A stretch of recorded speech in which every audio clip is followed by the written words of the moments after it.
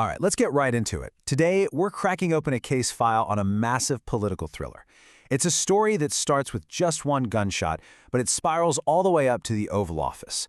We're going to follow the evidence step by step and see just how this whole thing came apart at the seams. So our story kicks off right here. Picture this. It's a cold November evening in Portsmouth, New Hampshire. And this man, U.S. Senator Mark Callum, he's powerful, he's ambitious, he's got his eyes on the biggest prize, is just getting out of his car for dinner. You know, in this exact moment, he thinks he has it all. A split second later, he'll have nothing. And just like that, it's over. A single, sharp crack echoes through the street. Senator Mark Callum is dead on the pavement. The conspiracy has just been set in motion. Now this is where it gets really interesting. Let's look at the details here, because they tell a story. This wasn't some random mugging. A single shot, dead center. A subsonic round, which means it was way quieter than a normal gunshot. Fired from 200 yards out. And the getaway? A dirt bike. Perfect for weaving through alleys. This was all caught on a valley cam. This was a message. A clinical, professional execution. So this very public execution kicks off a huge FBI investigation. And the number one question isn't just who pulled the trigger, it's why. What kind of secret was so dangerous that it gets a sitting U.S. senator killed in the street?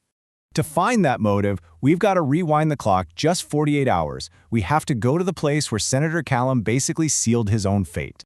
And this is the KRUSTY 3, a 180-foot floating palace. I mean, on the surface, it's all champagne and fancy parties, but below deck, this was a place where dark deals got made, where power was the only currency that mattered, and where everybody had dirt on everybody else. The whole thing ran on booze and the idea of mutually assured destruction. This timeline lays it all out. It's like a pressure cooker.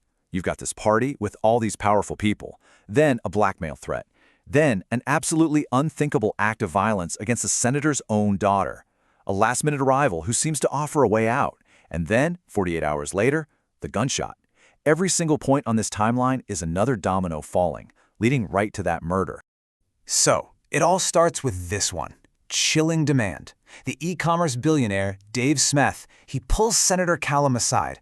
He's putting up $200 million for Callum's presidential campaign, but now he wants something else. He points to Missy, the senator's 17-year-old girlfriend, and says, "I want the girl." And when Callum refuses, well, Smith just ups the stakes. And this is the moment of total moral collapse. Smythe makes an even more monstrous offer. If Callum won't give him the girlfriend, he has to give him his own daughter, Dawn. Smythe threatens to drop blackmail tapes that would destroy Callum completely, tapes of illegal deals, horrible schemes. The trap was sprung. And this just lays out the senator's choice perfectly. Option 1. Protect his daughter. What happens?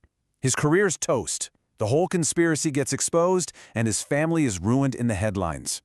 Option 2, protect his career. He gives in, he gets the campaign money, and his family gets destroyed behind closed doors. Mark Callum chose option 2.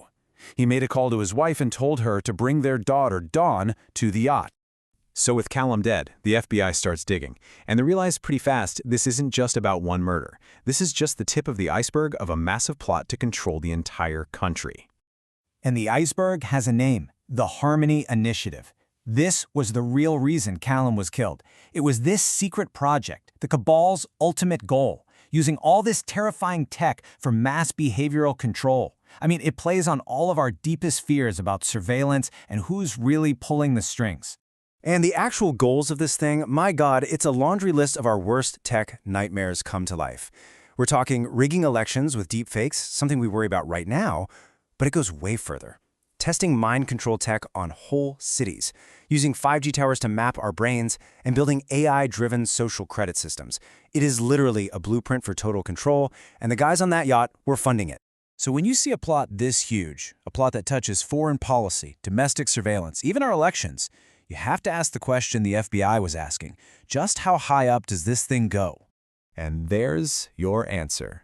All the way to the top.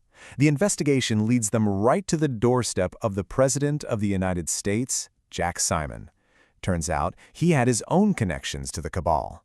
The conspiracy wasn't just trying to influence the government, it was being run from inside it.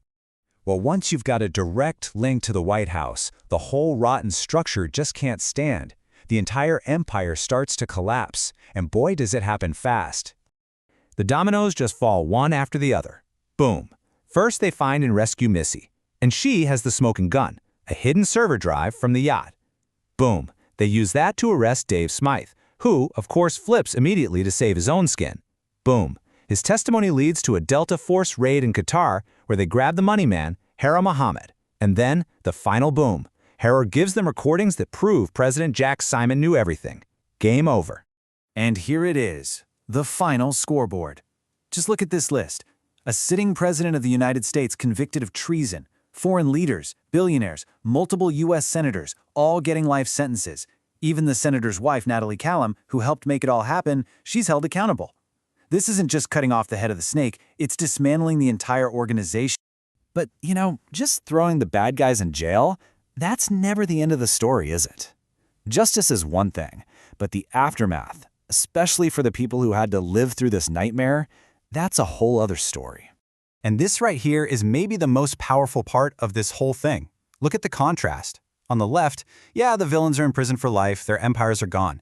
But look at the right, the survivors. They didn't just heal. They turned all that pain into a weapon for good. Don Collum creates a network of trauma centers. Missy becomes a federal prosecutor fighting trafficking. They even take that yacht, that symbol of corruption, and turn it into a floating museum, a permanent warning for everyone to see. And yet, there's this final warning. It comes from Sasha Gupta, the tech billionaire who tried to help, and he says something that really sticks with you. He says that even when you win a fight this big, the dangerous ideas that started it all, they don't just disappear. They smolder like embers, just waiting for a chance to start a new fire. Which leaves us with this final, really unsettling question. The network was destroyed, sure, justice was served, but the technology that powered the Harmony Initiative, the kind of ambition that drives men to do these things, that all still exists. So you have to wonder, was this really the end, or is the real reckoning still on its way?